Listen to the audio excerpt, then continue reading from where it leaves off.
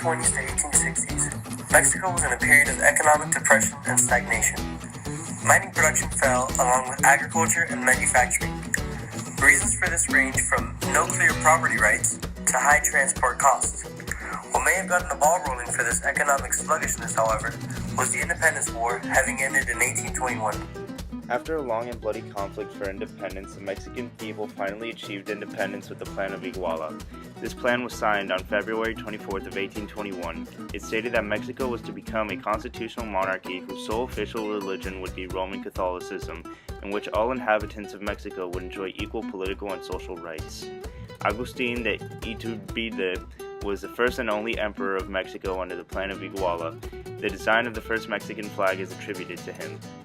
1824, a Republican constitution was drafted, and Guadalupe Victoria became the first president of the newly born country. Slavery had been practically banned in Mexico since shortly after its independence, but in 1829, President Guerrero officially abolished it.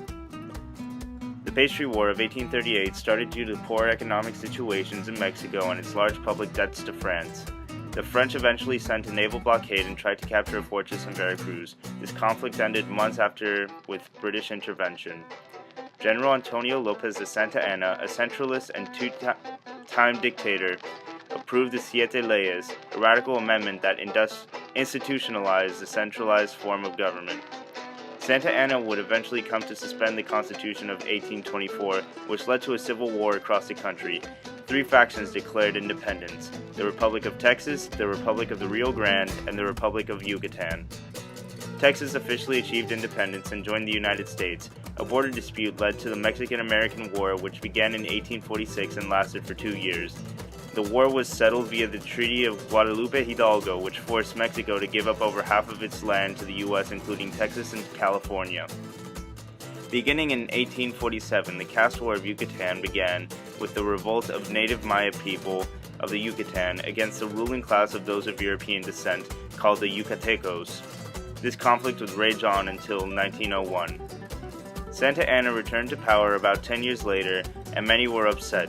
This led to the liberal plan of Ayutla, initiating an era known as La Reforma, after which a new constitution was drafted in 1857 that established a secular state, federalism as a form of government, and several freedoms. The conservatives refused to adopt this new constitution, so the Reform War began. This war would span from 1858 to 1861, during which both groups had their own governments. The war ended with victory by the liberals led by President Benito Juárez. In Mexico, art declined in the 19th century. The Romantic style of painting was introduced in the early 19th century by foreign artists like Johann Ruijendast and Daniel Egerton. They painted the beauty of the land with vibrant colors in the traditional British Romantic style.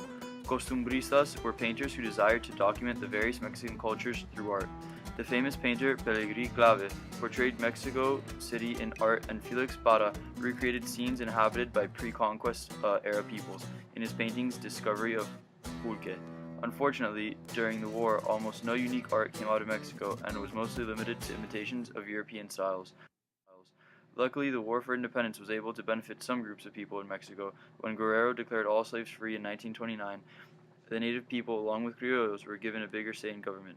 This helped to end the stagnation of the caste system, which kept peninsulares in power and suppressed the natives and criollos.